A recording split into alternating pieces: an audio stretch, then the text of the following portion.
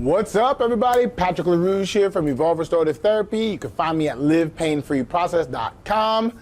I have a pain-free concierge service that teaches you everything that you need to do to eliminate pain physically, mentally, and emotionally. And you can find me, because I almost forgot about this, you can find me at livepainfreeprocess.com. Today, I want to have a small discussion on the concept of why do we train?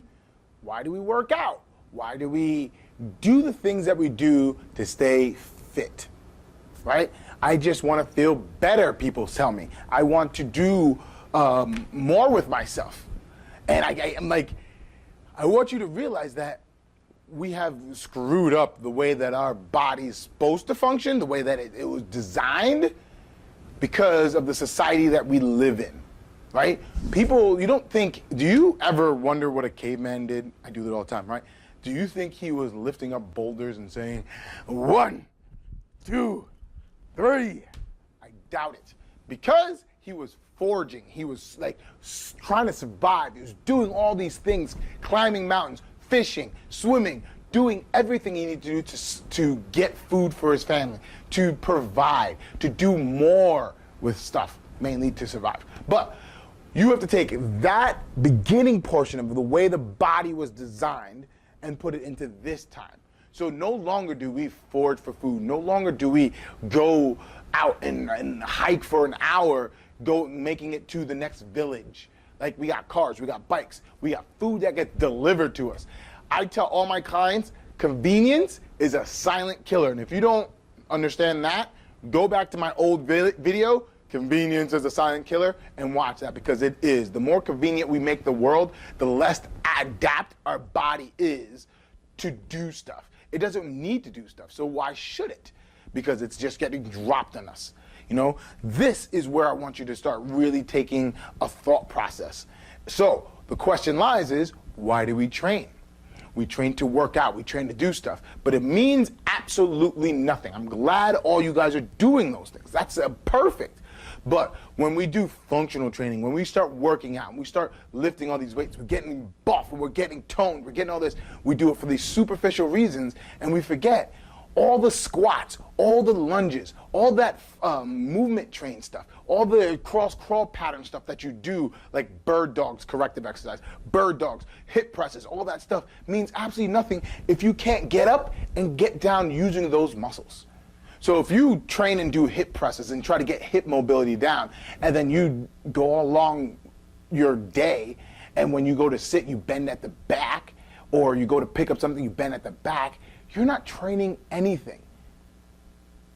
Does that make sense? Like, you need to pair the things that you do in the gym, things that you do with your trainer, things that you do with your PT, things that you do with your massage therapist, your stretch person, your physio, anything that you do with anyone that helps you, your chiro, acupuncturist, nutritionist, all those things need to be paired into your life, because the hour that you spend with that person does not compete to the 23 hours of you building new habits on top of that.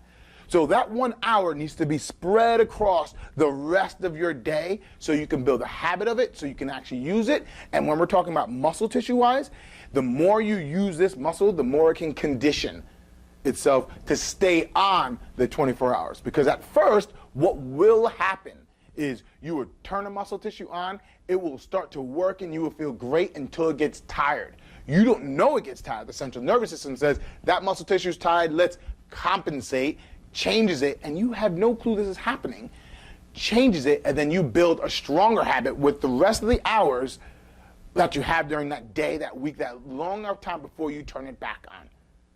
That is just fact. That will happen. So my suggestion is, why do we train? Focus on the things that you trained in that training session throughout the day. Notice the next day if that muscle tissue still turns on, which means you're touching base with some of the things that you trained. Is it easier? Is it harder? Is the same muscle tissues working? And then go through the process all over again. The more you get in touch with looking at your body, working with your body, the more you can walk upstairs easily. The more you can squat easily. The more when something does go get down, like you might have to dive to the floor or jump out the way or dodge something, you won't freeze, one, And or you won't hurt yourself trying to move out the way some Matrix-esque way.